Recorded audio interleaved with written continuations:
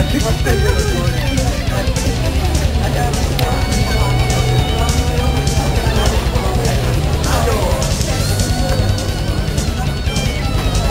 to je asi všechno. Takže já vás tady ještě jednou vítám, hezký výstup, máme tam krásné počasí, sluníčko nám svítí, vítr už není, včera to bylo horší, včera to tady bylo horší.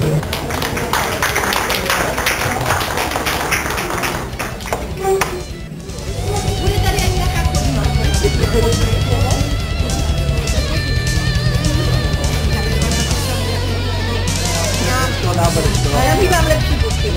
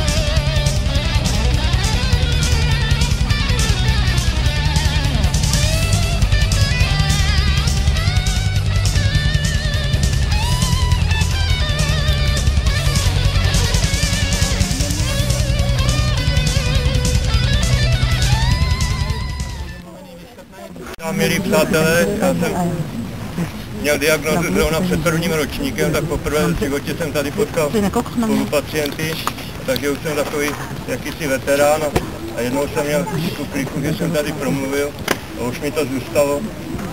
Takže vás vítám tady na té výšině Čech.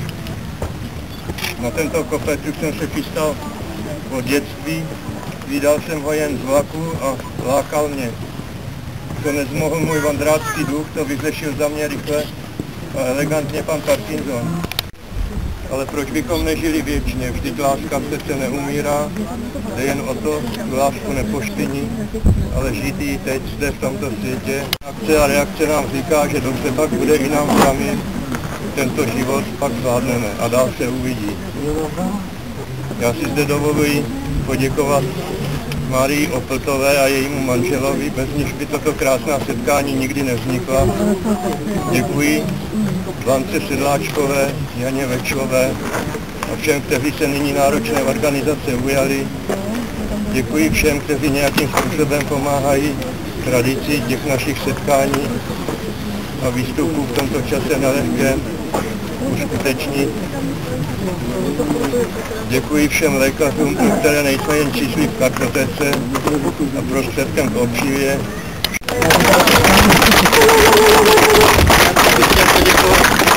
Společnosti, že nám tady cvičit krásný slova, které jsou pravdivý a myslím si, že by si z toho měli naši páni politici říká něco do sebe, aby nás neházeli do stoubrany.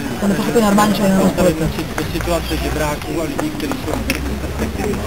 A já nechcete jim to poslat?